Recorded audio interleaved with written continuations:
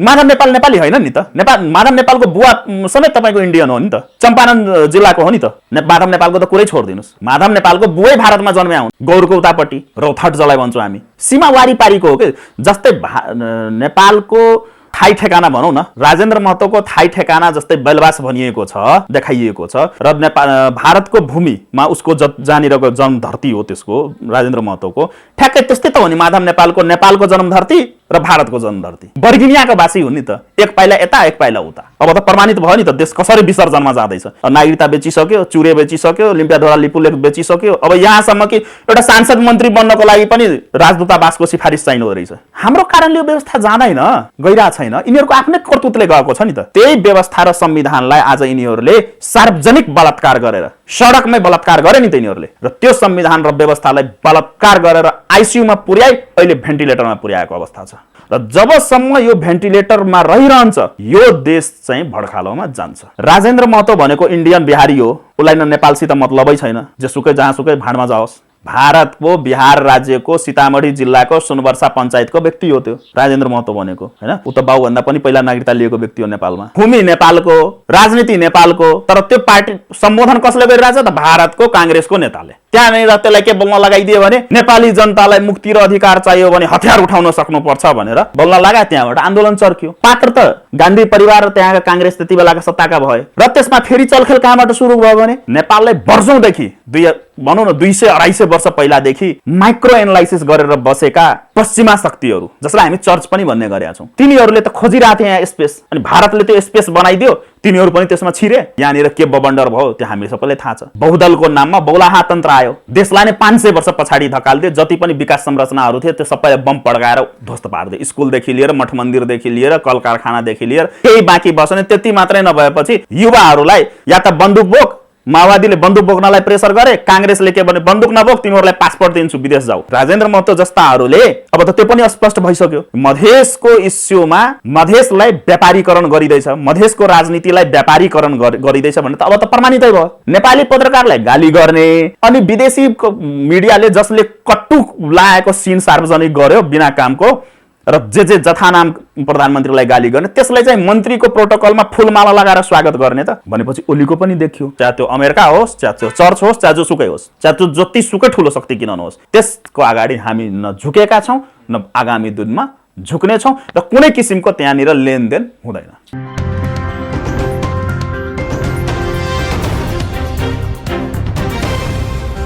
अनि के हुँदो रहेछ भने बाहिरबाट स्क्रिप्ट लेख्यो, अनि त्यहाँबाट निर्देशित हुन्छ, नियन्त्रित हुन्छ। निर्देशित मात्रै हुँदैन, नियन्त्रित पनि त्यहीँबाट हुन्छ, कन्ट्रोलिङ पनि त्यहीँबाट भइरहेको हुन्छ। भन्नुको तात्पर्य मैले पटक पटक भन्ने गरेको छु, रिमोट कन्ट्रोलद्वारा सञ्चालित हुन्छन्। र यहाँनिर हामीले जसलाई नेता भन्छौँ, खुनखार राष्ट्रवादीहरू भनिन्छ नि, त्यो चाहे केपी ओली होस्, चाहे पुष्पकमल दाहाल होस्, चाहे जोसुकै होस्, यिनीहरू के हो भने ती नाटकका पात्रहरू हुन्छन्। अब के छ भने जुन लास्ट पिरियडमा तपाईँले जुन भन्नुभयो, नेपालमा 45-46 को आन्दोलन ताका, त्यहीँबाट सुरु गरौँ न त। 45-46 को आन्दोलनमा कसरी भयो त? त्यति बेला तपाईँहरू धेरै सानो हुनुहुन्थ्यो होला, याद जन्मिनु भएको थिएन ल। अनि पहिला के भयो भने सोनिया गान्धी र राजीव गान्धी कहानी त्यहाँबाट सुरु भएको। सोनिया गान्धी राजीव गान्धी नेपाल भ्रमणमा आए। सोनिया गान्धीलाई पशुपतिनाथमा पूजा गर्न दिइएन। त्यसपछि त्यो झुकेर यहाँबाट, किनभने त्यो क्रिस्चियन हो, अनि क्रिस्चियनलाई कसरी मन्दिरमा प्रवेश दिने भनेर त्यति बेला उसलाई चाहिँ यहाँ पशुपतिमा गर्न दिइएन पूजापाठ। अनि त्यही झोकमा दिल्ली जान बित्तिकै उसले के गरिदियो भने नेपालमा बमकाण्ड मचाउन लगाए, आफ्नो संयन्त्रहरूलाई प्रयोग गरेर। पात्र त यहीँका हुन्छन् तर निर्देशित त्यहाँबाट। त्यसपछि के भयो भने चन्द्रशेखरलाई पठाएर यही टुडी खेलमा नेपालको भूमि नेपालको, राजनीति नेपालको, तर त्यो पार्टी सम्बोधन कसले गरिरहेछ त? भारतको काङ्ग्रेसको नेताले। त्यहाँनिर त्यसलाई के बोल्न लगाइदियो भने नेपाली जनतालाई मुक्ति र अधिकार चाहियो भने हतियार उठाउन सक्नुपर्छ भनेर बोल्न लगाए। त्यहाँबाट आन्दोलन चर्क्यो। पात्र त गान्धी परिवार र त्यहाँका काङ्ग्रेस त्यति बेलाका सत्ताका भए, र त्यसमा फेरि चलखेल कहाँबाट सुरु भयो भने नेपाललाई वर्षौंदेखि भनौँ न 200-250 वर्ष पहिलादेखि माइक्रो एनालाइसिस गरेर बसेका पश्चिमा शक्तिहरू, जसलाई हामी चर्च पनि भन्ने गरेका छौँ, तिनीहरूले त खोजिरहेको थिए यहाँ स्पेस, अनि भारतले त्यो स्पेस बनाइदियो, तिनीहरू पनि त्यसमा छिरे। यहाँनिर के बबन्डर भयो त्यो हामी सबैलाई थाहा छ। बहुदलको नाममा बहुलाहा तन्त्र आयो, बहुदलीय व्यवस्थाको नाममा बहुलाहा व्यवस्था आयो। त्यसपछि पनि पुगेन। त्यसपछि के गर्यो भने यो पुष्पकमल दाहाल नाम गरेका आतंकवादीहरूलाई उचालेर बाबुराम जस्ता बहुलाहाराम डलरवादी भारुराम भनौँ, पहिला त भारुराम थिए, अहिले डलरराम भएका छन्, तिनीहरूलाई प्रयोग गरेर देशलाई तपाईको नेपालको विकास रेसियोको जुन विकासको रेसियो थियो त्यो विकास रेसियोलाई तपाईको 500 वर्ष देशलाई नै 500 वर्ष पछाडि धकाल्दियो। जति पनि विकास संरचनाहरू थिए त्यो सबैलाई बम पड्काएर ध्वस्त पार्दियो। स्कुलदेखि लिएर मठ मन्दिरदेखि लिएर कल कारखानादेखि लिएर केही बाँकी बसेन। त्यति मात्रै नभएपछि युवाहरूलाई या त बन्दुक बोक, माओवादीले बन्दुक बोक्नलाई प्रेसर गरे, काङ्ग्रेसले के भने बन्दुक नबोक तिमीहरूलाई पासपोर्ट दिन्छु विदेश जाऊ, त्यो गरे। हुँदा हुँदा यसरी देश आयो, त्यसरी स्क्रिप्ट हुँदो रहेछ। त्यति मात्रै भएन, त्यसपछि के भयो भने अब यो लास्ट भनौँ न, यो लास्ट नाकाबन्दीको कुरा गरौँ। केपी ओली भनेको त ठुलो राष्ट्रवादी रहेछ भने हामी भ्रममा पर्यौँ, किनभने भारतको विरुद्ध गर्यो त्यसले। मैले त्यति बेलै भनेको थिएँ यो सब नाटक हो। मेरो त्यति बेलाको सामाजिक सञ्जालहरू मिडियाहरूमा बोलेको कुराहरू हेर्नु हो भने मैले त्यति बेलै भनेको थिएँ, राजेन्द्र महतो जस्ताले नाकाबन्दी गर्नु, राजेन्द्र महतो जस्ताहरूले अब त त्यो पनि स्पष्ट भइसक्यो। मधेसको इस्युमा मधेसलाई व्यापारीकरण गरिँदैछ, मधेसको राजनीतिलाई व्यापारीकरण गरिँदैछ भने त अब त प्रमाणितै भयो। मधेसले त जति मधेस, किनभने मधेस आन्दोलनको एउटा प्रमुख पात्र हो म, मधेस आन्दोलनको म प्रमुख पात्र हो, जनतान्त्रिक तराई मुक्ति मोर्चा प्रमुख पात्र हो मधेस आन्दोलनको। मलाई त सुरुदेखि अन्तिमसम्म थाहा छ नि कहाँनिर के भएको छ, कसरी भएको छ। मधेस आन्दोलनमा सडकमा उठेका एउटा पनि इस्यु समाधान भएको छ त? छैन भएको। तर अहिले नै नागरिकता विधेयक आयो, त्यो नागरिकता विधेयकले आउन बित्तिकै मैले विरोध गरेको थिएँ। यो नागरिकता विधेयकले मधेसी जनताको मागलाई सम्बोधन गर्दैन, यो राष्ट्रघाती हो भनेर मैले त्यति बेलै भने। तर यसलाई के गरे भने राजेन्द्र महतोहरूले प्रचार प्रसार गरे, मधेसको मुद्दा समाधान भयो। जेलमा भएको बन्दी रिहाई भएको छैन, तपाईँले पहिले रिहाई भइसकेका मुद्दा काट खेपिसकेका व्यक्तिहरूको नाम हालेर तपाईँको 140 जना छुट्यो भनेर भनेका छन्, तर अहिले पनि छैन। हैन, अवस्था त्यो छ। राजेन्द्र महतोलाई मधेसवादी देखाइदियो, उपेन्द्र यादवलाई मधेसवादी देखाइदियो। राजेन्द्र महतो मात्रै हैन, उपेन्द्र यादव पनि त केपी ओलीको सत्तामा थिए नि त, 2 बुँदे सहमति गरेर गएका थिएन। सबै त्यही हो, एउटै हाम्रो बुवा बाजेले भन्नुहुन्थ्यो नि, एउटै डाङ्का मुलाहरू भनेर भनिन्छ नि, एउटै सिक्काका 2 पाटाहरू, सबै त्यस्तै हो। राजेन्द्र महतो मात्रै हैन, उपेन्द्र यादव पनि त्यही हो। सबभन्दा ठुलो अहिले मधेसको लागि घातक बनेको छ उपेन्द्र यादव, त्यो पनि म व्याख्या गरौँला। अवस्था के छ भने तपाईँको रोशनजी कि केपी ओलीलाई पहाडी सेन्टिमेन्ट क्याच गर्नको लागि नाकाबन्दी थियो नि त, अनि यतातिरको समुदायलाई बेवकुफ बनाउनलाई भारत विरोधी बनाइदियो। अहिले आएर हेर्नुहोस् 11 बजे राति रोको चिफलाई भेट्दो रहेछ रेड कार्पेट ओछाएर। त्यति मात्रै हैन, त्यो त भनौँ एउटा प्रधानमन्त्रीको विशेष दूत बनेर आएका थिए। जुन मिडियाले, भारतीय मिडियाले, जी न्युजले प्रधानमन्त्रीको लागि कट्टु लगाएको फोटो सार्वजनिक गर्यो, ओलीका इस्किया भनेर भारतको मिडियामा र विश्वको मिडियामा ट्रोल गर्न लगायो, त्यो जी न्युज हो नि त। नेपालको विरुद्धमा भएको पनि नभएको पनि कुराहरूलाई विदेशी मिडियामा लबिङ गर्ने भनेको जी न्युज र सुधीर चौधरी हो नि। त्यही सुधीर चौधरीलाई मन्त्रीको प्रोटोकलमा त्यो दिन मैले विरोध गरेको छु, मिडियामा बोलेको छु, मेरो सार्वजनिक अभिव्यक्ति आएको छ। त्यो सुधीर चौधरीलाई मन्त्रीको प्रोटोकलमा बालुवाटारमा प्रधानमन्त्रीले किन स्वागत गर्नु पर्यो? नेपाली पत्रकारलाई गाली गर्ने हैन, तथा नाम फोहोर फोहोर शब्द प्रयोग गर्ने। केपी ओलीले त गरेछ नि त गाली, नेपाली पत्रकारहरूलाई पनि गाली गरेछ। नेपाली पत्रकारलाई गाली गर्ने अनि विदेशी मिडियाले जसले कट्टु लागेको सिन सार्वजनिक गर्यो बिना कामको र जे जथा नाम प्रधानमन्त्रीलाई गाली गर्ने, त्यसलाई चाहिँ मन्त्रीको प्रोटोकलमा फुलमाला लगाएर स्वागत गर्ने त भनेपछि ओलीको पनि देखियो। त्यही ओलीको संरक्षण र सम्वर्धनमा आन्दोलन अब मधेसवादी दलतिर टेकौँ, पुरै देशभरिको चुनाव बहिष्कार गर्यो, 2 नम्बर प्रदेशको चुनाव आउन बित्तिकै चुनावमा भाग लियो र राजेन्द्र महतो धनुषाको जनकपुर क्षेत्रबाट क्षेत्र नम्बर 3 बाट चुनाव जित्या छ। त्यो क्षेत्रबाट चुनाव जिताउनलाई तपाईको केपी ओलीको समर्थनमा जित्या हो। केपी ओली चुनाव एमालेको टोटल भोट, जबकि वाम गठबन्धनको उम्मेदवार हुँदाहुँदै पनि वाम गठबन्धनको उम्मेदवार हुँदाहुँदै केपी ओलीले आन्तरिक रूपमा व्हिप जारी गरेर अहिले जुन विदेश मन्त्री बनाएको छ नि यो महासेठलाई भनेर एमालेको टोटल भोट केपी ओलीले डाइभर्ट गर्यो। वाम गठबन्धनलाई दिन दिएन किनभने त्यो माओवादीको कोटामा परेको थियो। माओवादीको कोटामा परेको कारणले माओवादीको भोट उसले पायो तर एमालेको भोट पाएन। उसले टोटल एमालेको भोट कसलाई गयो?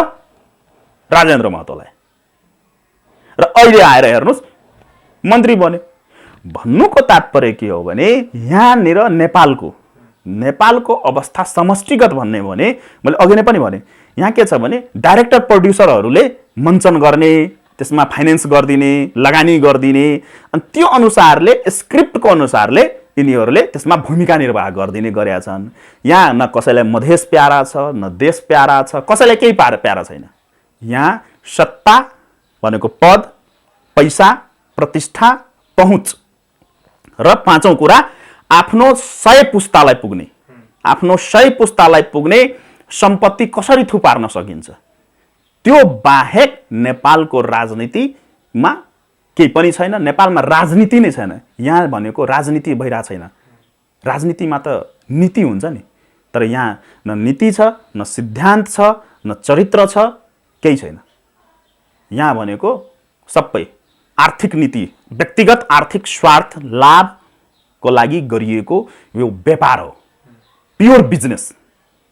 बिजनेसमा पनि एउटा सिद्धान्त र नीति हुन्छ, तर यो बिजनेस यस्तो बिजनेस हो जसमा न कुनै सिद्धान्त छ, न नीति छ, न कुनै नियम छ, न कानुन छ, केही पनि छैन। त्यो अवस्था हो के। के तपाईको आन्दोलनले नै सफल पार्छ अथवा अन्य पात्रहरू पनि फेरिनुपर्छ? हाम्रो आन्दोलनमा धेरै गम्भीर प्रश्न उठाउनु भयो। तपाईहरुले भन्न खोज्नु भएको कुरा मैले बुझेँ भाव। त्यसमा के छ भने जुन राष्ट्रवादी आन्दोलनमा जुन ब्यानरहरू देखिएको छ नि त्यो 1800, 1500, 2000 मिडियाहरूले भनिरह हुन्छन्, म पनि हेरिरह हुन्छु। वास्तविकमा त्यो कुरा होइन। यो आन्दोलनमा 5-7 वटा शक्ति छन्, 5-7 वटा संगठन मात्रै छ जो संगठित शक्ति हो। ब्यानर 500 होला, 2000 होला, त्यसलाई त्यो आफ्नो ठाउँमा छ, तर संगठित शक्ति भनेको 5-7 वटा मात्रै छ। र यो 5-7 वटा शक्ति हामीहरू एक हुँदैछौँ। र यो शक्ति बाहेक जुन मैले अघि नै विश्लेषण गरेँ नि, एउटा रणभुल्नमा परेको जुन तपाईँले खोलिदिनु भयो, नामै खोलिदिनु भयो, विप्लवजी लगायतका, अब उहाँहरूको शक्तिसित पनि हामी कुराहरू गर्दैछौँ। विभिन्न चरणमा विभिन्न माध्यमले कुराहरू भइरहेछ। लगभग अन्तिम चरणमा छ। त्यही कारणले विप्लवजीको त्यो स्टेटमेन्ट आएको हो। म पनि त्यसमा इन्भल्भ छु त्यो वार्तामा। अनि त्यही भएर उहाँको स्टेटमेन्ट आएको हो। केही कुराहरूमा कुरा निर्णायक तहसम्म पुगेको छैन हैन, तर लगभग अन्डरस्ट्यान्डिङ भइसकेको छ। तर अहिले लिखित नै भनौँ न भइसकेको छैन, तर आन्तरिक र गृह कार्य अन्तिम चरणमा छ। र लगभग कुरा केही टेक्निकल कुराहरू छन्, सानो कुराहरू, तर मेजर जुन कुरा छ मुद्दामा हामी एक भइसकेका छौँ। मुद्दामा एक भएर नि त विप्लवजीको स्टेटमेन्ट आएको हो। मुद्दा एक भइसकेका छ, मुद्दामा हामी क्लियर छौँ, मुद्दामा मिलिसकेका छ कुराहरू सबै शक्तिहरूसित।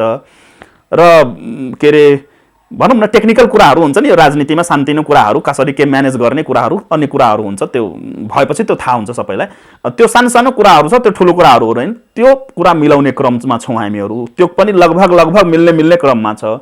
त्यो भइसकेपछि यो आन्दोलन बुस्ट हुन्छ। र अर्को कुरा तपाईले सोध्नु खोज्नु भयो होला अन्तर्राष्ट्रिय शक्तिहरूको कुरा। केही मिडियाहरूले मलाई अस्ति पनि सोधेका थिए, हिजो अस्ति पनि एउटा अन्तर्वार्ता आएको थियो। के छ भने रोशनजी कन्फर्म हुनुहोस्, म त मञ्चमै पनि बोलेँ, त्यत्रो ठुलो आमसभामै बोलेको थिएँ।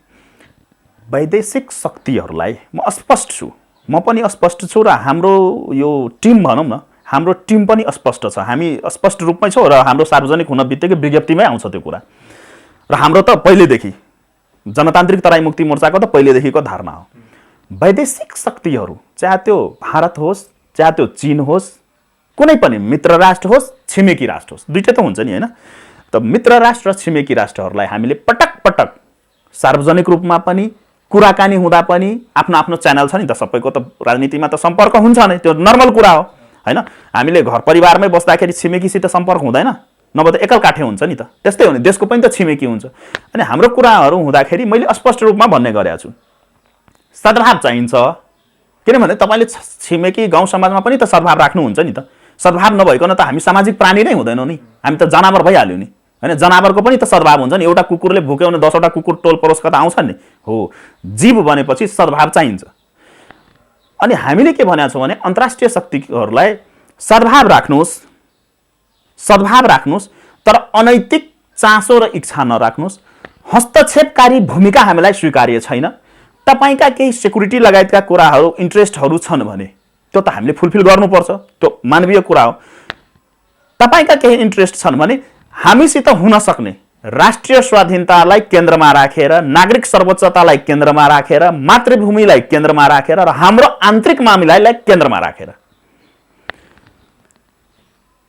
केही सकारात्मक कुराहरू छन् भने हामीसित गर्न सक्ने, हामीले गर्न सक्ने भने त्यसलाई हामी नै भन्दैनौँ, तर मित्रवत र समान समदूरीको आधारमा सम्मानजनक तरिकाले हस्तक्षेपकारी भूमिका विहीन रहित हैन, हस्तक्षेपकारी भूमिका रहित सम्बन्धमा जसलाई असंलग्न नीति भनिन्छ त्यसमा टेकेर छ भने हामी त्यसको लागि तयार। तपाईहरू सशंकित हुनु पर्दैन कि राजा आउँछ अनि यिनीहरू नयाँ शक्ति आयो भने हैन, यिनीहरू वैकल्पिक शक्ति उदयमान भयो भने हाम्रो के हुन्छ भनेर तपाईहरू चिन्ता नगर्नुहोस्।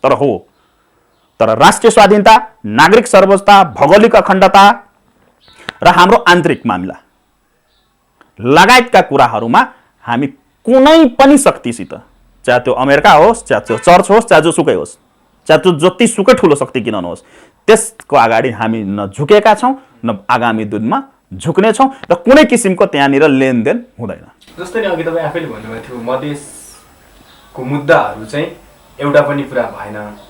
महन्त ठाकुरहरूले हामीलाई त हातताती चाहिन्छ, अब चेकको कारोबार गर्दैनौँ भनेर भनेको थिए, नगद चाहिन्छ भनेको थिए।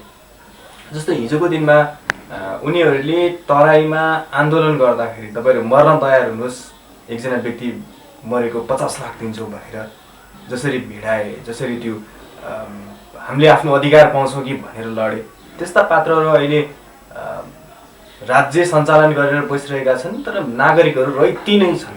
त्यो चाहिँ हामीले कहिले परिवर्तन देख्न पाउला? एकदमै गम्भीर प्रश्न उठाउनु। सबभन्दा पहिला त मधेस आन्दोलन 1, 2 र 3 र खास गरी मधेस आन्दोलन 1 जसलाई मधेस जनविद्रोह भनिन्छ, जहाँबाट उपेन्द्र यादवको जन्म भयो, त्यो मधेस जनविद्रोहको संस्थापक भनेको जनतान्त्रिक हो, हामीहरू हो, सुरु हामीले गरेका हौँ। यिनीहरू त त्यति बेला एनजिओ चलाएर बसेका थिए, त्यहाँ आए र त्यहाँबाट हिरो भयो। यिनीहरू चुनावी प्रक्रियामा गए, निर्वाचनमा भाग लिए, अनि यिनीहरू चाहिँ पब्लिकले जाने, हामी चाहिँ चुनाव बहिष्कार गर्दै आयौँ, अनि त्यतातिर ब्याक भयो। त्यति बेला पनि र पछिल्लो जुन 50 लाखको कुरा आएको छ, त्यो बेलामा पनि मैले राजेन्द्र महतो, महन ठाकुर लगायतकालाई स्ट्रङली कडा रूपले पनि भनेको थिएँ। राजेन्द्र महतोलाई त मैले जति बेला सार्वजनिक रूपमा बोले, फर्स्टचोटि बोल्ने राजेन्द्र महतो नै हुन्, मैले त्यति बेला भने महतोजी तपाईँले के कुरा गर्नुभएको, जनतालाई मार्नको लागि उकास्ने हो। अनि उनले के त्यति बेला उदाहरण दिए भने जनआन्दोलनको टाइममा गिरिजाप्रसाद कोइरालाले पनि त मान्छे ओह्राल्नको लागि 10 लाखको प्रलोभन दिएका थिए नि त। त्यो रीतिरिवाज चाहिँ बसालेको काङ्ग्रेसले हो नि, यो पैसा बाँड्ने हो। त्यसमा टेकेर यिनीहरूले गरे, तर के छ भने वास्तविकता त त्यहाँ तपाईँको शहीद परिवारहरूलाई त खाने अवस्था पनि छैन त्यहाँ, वास्तविकमा भन्ने हो भने। अब रह्यो कुरा मधेसको मुद्दाको सम्बन्धमा, मैले अघि नै पनि भने यिनीहरू व्यापारीहरू हुन्, यिनीहरूलाई मधेससित लेना देना छैन। अब ब्याकग्राउन्ड नै भन्ने हो भने मधेससित किन लेना देना छैन, यसको सबभन्दा ठुलो कारण के छ भने महन्त ठाकुर भनेको काङ्ग्रेस पृष्ठभूमिको स्कुलिङबाट आएको व्यक्ति हो, उसलाई काङ्ग्रेससित माया हुन्छ। राजेन्द्र महतो भनेको इन्डियन बिहारी हो, उसलाई न नेपालसित मतलबै छैन, जेसुकै जहाँसुकै भाँडमा जाओस् होइन। भारतको बिहार राज्यको सीतामढी जिल्लाको सुनवर्षा पञ्चायतको व्यक्ति हो त्यो राजेन्द्र महतो भनेको होइन। ऊ त बाउभन्दा पनि पहिला नागरिकता लिएको व्यक्ति हो नेपालमा। त्यो आज अरूले उठाएर चाहिँ यो त हामी 20 वर्षदेखि उठायो, त्यसको हामीसँगै हुँदा पनि मैले यो कुरा उठाएको व्यक्ति हो होइन। अब त्यो राजेन्द्र महतो जस्ता मात्रै होइन, अनुराधै कोइरालाका पनि हेरौँ न, त्यस्ता त्यस्ता थुप्रै छन्। त्यो चर्चा गरी साध्य छैन। माधव नेपाल नै नेपाली होइनन्। माधव नेपाल नेपाली होइन नि त। माधव नेपालको बुवा समेत तपाईँको इन्डियन हो नि त, चम्पारण जिल्लाको हो नि त। भनेको माधव नेपालको थर मात्रै नेपाल, सबै भारतीय। सिम्पल कुरा हो रोशनजी, तपाईँको प्रशान्त चाहिँ गायक प्रशान्त चाहिँ नेपाली हो? म तपाईलाई प्रति प्रश्न गर्छु, प्रशान्त जुन छ दार्जिलिङको त्यो नेपाली हो? त्यो त भारतीय मूलका भारतीय नागरिक हो, मूलका होइन भारतीय नागरिक नै हो। त्यस्तै त हो नि। कोही नेपाली बोल्छ, कसैको थर नेपाली हुन्छ, रावल हुन्छ, घिमिरे हुन्छ। तपाईँ नेपालको जनसङ्ख्या भन्दा बढी जनसङ्ख्या त यो थरहरू भएका त भारतमा छन् नि त, छैनन् र? छ कि छैन? पाकिस्तानमा जति पाकिस्तानी छ त्यो के अरे मुस्लिम छन्, त्योभन्दा बढी मुस्लिम भारतमा छ कि छैन? अनि भारतका सबै मुस्लिम पाकिस्तानी भयो त? बुझ्नु भएन कुरा? थर हुँदैमा थर मिल्दैमा तपाईँको कोही त्यो देशको भइहाल्छ भन्ने छैन नि। झा हो मेरो थर, झा हो भने थर मेरो, म नेपाली हो। म त हजारौँ वर्ष पुरानो इतिहास छ नि हाम्रो, हजारौँ वर्ष। जति बेला यो नेपाल पनि थिएन, भारत पनि थिएन, त्यति बेलादेखिको हामी जनकपुरको वासी हो, होइन? तर कोही भारतको झा आयो भने त्यो पनि नेपाली हुन्छ भने त हुँदैन नि। त्यस्तै माधव नेपाल त लोकतन्त्रको आन्दोलनमा सक्रिय भएको कारणले नेपाली हुन गएको नि त। माधव नेपालको बुवाकै जन्म तपाईँको भारतमा भएको छ। माधव नेपालको त कुरै छोडिदिनुहोस्, माधव नेपालको बुवै भारतमा जन्म्या हुन्। गौरको उतापट्टि रौथाट जलाई भन्छौँ हामी, सीमा वारिपारीको हो कि। जस्तै नेपालको थाई ठेकाना भनौँ न, राजेन्द्र महतोको थाई ठेकाना जस्तै बेलबास भनिएको छ, देखाइएको छ, र भारतको भूमिमा उसको जहाँनिरको जन्म धरती हो त्यसको, राजेन्द्र महतोको ठ्याक्कै त्यस्तै त हो नि। माधव नेपालको जन्म धरती र भारतको जन्म धरती वर्गिनियाको वासी हुन् नि त, एक पाइला यता एक पाइला उता, त्यो अवस्था छ। भन्नुको तात्पर्य के हो भने, मोटामोटी कुरा के छ भने, यहाँनिर तपाईँको धरतीपुत्रले, जबसम्म नेपालका धरतीपुत्रहरूले राजनीतिक बागडोर, समस्या त्यहाँ छ कि एक लाइनमा भन्ने हो भने, यसलाई जति व्याख्या गरे पनि त्यही हो कुरा पुग्ने। जबसम्म हामी आम नेपाली नागरिकले राजनीतिक नेतृत्व तहमा आम धरतीपुत्रहरूलाई पठाउँदैनौँ, तबसम्म विदेशबाट आयातित गरेका मुद्दाहरू, राजनीतिक एजेन्डाहरू, सामाजिक एजेन्डाहरू, कानुनी एजेन्डाहरू जुन छन् नि, त्यो आइरहन्छन्, छिरिरहन्छन्।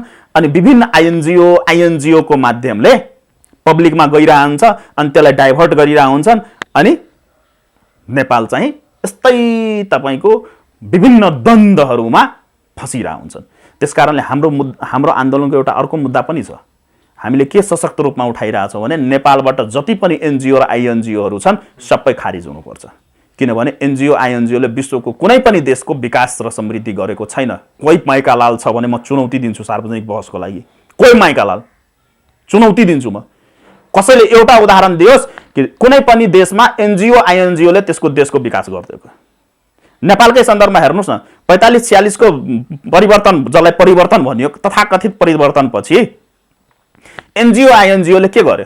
दल खोल्नु बाहेक। एनजिओ आइएनजिओ को त नेपाली काङ्ग्रेस र एमाले हो। एमाले त 80% देशको एनजिओ आइएनजिओ एमालेकैमा छ। अहिले त मधेसवादी दलहरूमा पनि फोरम भनेको एनजिओ नै हो, एनजिओ नै हो। ती मधेसी जनअधिकार फोरम भनेको त एनजिओ हो नि, एनजिओबाट राजनीतिमा परिणत भएको नि हो। अनि एनजिओ आइएनजिओले विदेशका मुद्दा छिराउनु बाहेक र आफ्नो स्वार्थमा नेता जन्माउनु, विदेशीको स्वार्थमा नेता जन्माउनु बाहेक देश र जनतालाई केही पनि नभए। एनजिओ आइएनजिओ को माध्यमले जति पैसा आएको छ नेपालमा, त्यो सबै पैसाले एक ठाउँमा राख्ने हो भने नेपालको जति पनि घर छ त्यो सबै सुनको घर हुन्थ्यो। जस्तै हामी किताबमा पढ्छौँ नि, लङ्कामा सबैको सुनको महर थियो भनेर पढ्छौँ नि, हामी हेर्छौँ नि उसमा, हो रामायणमा ठ्याक्कै त्यही हुन्थ्यो। नेपाल अहिले सुनको घर हुन्थ्यो। जति पैसा ब्याकडोर र फ्रन्ट डोरबाट आएको छ नि। तपाईँहरू पत्रकार हुनुहुन्छ, तपाईँ लिनुहोस् न, के अरे महालेखा परीक्षण कार्यालयमा सूचनाको अधिकार प्रयोग गरेर डाटा निकाल्नुहोस् त, कति पैसा रकम निक्लिन्छ। तपाईँ लेख्न सक्नुहुन्न त्यो रकम, एक मुष्ट पनि लेख्न सक्नुहुन्न। त्यो काउन्टिङमा आउँदैन त्यो रकम, त्यति भारी रकम भित्रिएको छ। डलरमा पनि त्यो पनि डलरमा, नेपाली करेन्सीमा होइन, त्यति छ। र त्यो पैसालाई पर नेपाली तपाईँ डिभाइड गर्नुहोस् त, कति पुग्न जान्छ। अनि आज हामी 2-2 लाख रुपियाँ टाउकोमा थाप्लोमा ऋण लिएर बस्नु पर्थ्यो त? त्यस कारणले यो सब के हो भने एनजिओ आइएनजिओद्वारा खोलिएका पसल, सामाजिक संस्था, आइएनजिओलाई सामाजिक संस्था भनिन्छ। अनि त्यो सामाजिक संस्था तथाकथित सामाजिक संस्थाद्वारा खोलाइएका राजनीतिक पसलहरू हुन् यिनीहरू। चाहे त्यो काङ्ग्रेस होस्, एमाले होस्, माओवादी होस्, चाहे जुनसुकै समाजवादी होस्, राजपा होस्, फोरम होस्, जोसुकै होस् हो। अब यसको एउटै विकल्प छ। यसको एउटै विकल्प के हो भने जुन हामी यो राष्ट्रिय मुक्ति आन्दोलनको कुरा गरिरहेका छौँ हैन, यो राष्ट्रवादी आन्दोलनमा नागरिक स्तरबाट पहल हुन्छ र थाली पनि सकेका छ, हस्तक्षेपकारी भूमिका खेल्छन्। र अब भन्ने राजनीतिक शक्ति भनेको यही माटोबाट जन्मिन्छ, यही जनताकै बीचबाट राजनीतिक नेतृत्व निस्किन्छ। नभए देश सक्यो। अब तपाईँको विसर्जन, मैले पटक पटक अन्तर्वार्तामा भनेको छु नि, देश विसर्जनमा जाँदैछ भनेर। अनि अस्ति सबै पत्रकार साथीहरूले कहिले सधैँ भनिरहेको हुन्छ देश विसर्जन। अब त प्रमाणित भइरहेछ नि त, अब त प्रमाणित भयो नि त देश कसरी विसर्जनमा जाँदैछ। नागरिकता बेचिसक्यो, चुरे बेचिसक्यो, लिम्पियाधोरा लिपुलेख बेचिसक्यो। अब यहाँसम्म कि एउटा सांसद मन्त्री बन्नको लागि पनि राजदूतावासको सिफारिस चाहिँदो रहेछ। देश हाम्रो, तथाकथित जनप्रतिनिधि हाम्रो हैन, तर त्यसको मनोनयन कहाँ हुँदो रहेछ त? विभिन्न दूतावासहरूमा। त्यो भारतीय दूतावासमा मात्रै हुँदैन, लेन्चोरमा मात्रै हुँदैन त, चीनको पनि गतिविधि त देख्यौँ नि हामीले। तपाईँहरूले नि कभर गर्नुभएको थियो, मिडियाहरूमा हेरिरहेको हुन्छु हैन। राति प्राइभेट नम्बर प्लेट गाडीमा बसेर चीनको राजदूत चाहिँ नेताको घर किन चार्नु पर्यो 12 बजे 1 बजे राति हैन। अमेरिकाको जहाज आउँछ, त्यसमा के सामान आएको छ छैन पब्लिकलाई पत्तै छैन। हुन्छ पत्ता? थाहै हुँदैन। न त्यसको चेक जाँच भएको हुन्छ, न केही भएको हुन्छ, स्वयं आउँछ। अब यहाँसम्म देखिएको छ यस्तो लकडाउनको अवस्थामा, तपाईँको च्यानलबाट खोलौँ, धेरै प्रमाणहरू बाहिर निस्केका छन्। यस्तो लकडाउन छ, पब्लिकलाई घरमा थुनिएको छ। विदेशका एजेन्टहरू खुफिया नियोगका, जबकि यहाँ एम्बेसीमा पहिल्यैदेखि हुन्छ, खुफिया नियोगको डेस्कै हुन्छ। प्रत्येक एम्बेसीमा आफ्नो देशको खुफिया नियोग छ। तर त्यो भन्दा एक्स्ट्रा सबै देशले यहाँ आफ्नो आफ्नो खुफिया नियोगका र कूटनीतिक प्रतिनिधिहरू पठाएर विभिन्न 5 स्टार होटलहरूमा अड्डा जमाएर बसेको छ। भन्नुको तात्पर्य के हो भने हाम्रो देश त रिमोट कन्ट्रोलबाट चलिरहेछ र यिनीहरू त पात्र मात्रै हुन् नि त। देखियो नि कहाँनिर जुट्ने, कहाँनिर फुट्ने, कहाँनिर के गर्ने हैन। र यिनीहरूले बनाएको व्यवस्था, संविधानलाई हाम्रो कारणले यो व्यवस्था जाँदैन, गइरहेको छैन। यिनीहरूको आफ्नै कर्तृत्वले गएको छ नि त। जुन संविधानलाई यिनीहरूले विश्व उत्कृष्ट संविधान भने हैन, 95% त कसैले 85% जनताको बलमा ल्याएको संविधान भनेर भन्यो नि, प्रचार गरे नि। भीम रावलहरू, केपी ओली, माधव नेपालहरू, यिनीहरूले प्रचार त गरे। तर त्यही व्यवस्था र संविधानलाई आज यिनीहरूले सार्वजनिक बलात्कार गरेर, सडकमै बलात्कार गरे नि त यिनीहरूले। र त्यो संविधान र व्यवस्थालाई बलात्कार गरेर आइसियुमा पुर्याई अहिले भेन्टिलेटरमा पुर्याएको अवस्था छ। र जबसम्म यो भेन्टिलेटरमा रहिरहन्छ यो देश चाहिँ भड्खालोमा जान्छ। त्यसकारणले हामीले पटक पटक भन्ने गरेका छु मैले, समस्या भनेको यो देशको र जनताको समस्या एउटै हो, यो संविधान र यो व्यवस्था। यो संविधान र यो व्यवस्थालाई पशुपति आर्यघाटमा पुर्याउँ र यो संविधान र यो व्यवस्थाका जति पनि व्यवस्थापकहरू छन् यिनीहरूलाई सार्वजनिक रूपमा टुडी खेलमा झुन्ड्याउँ, अनि मात्रै यो देश बच्छ, नभए यो देश बच्दैन। विसर्जनमा गयो।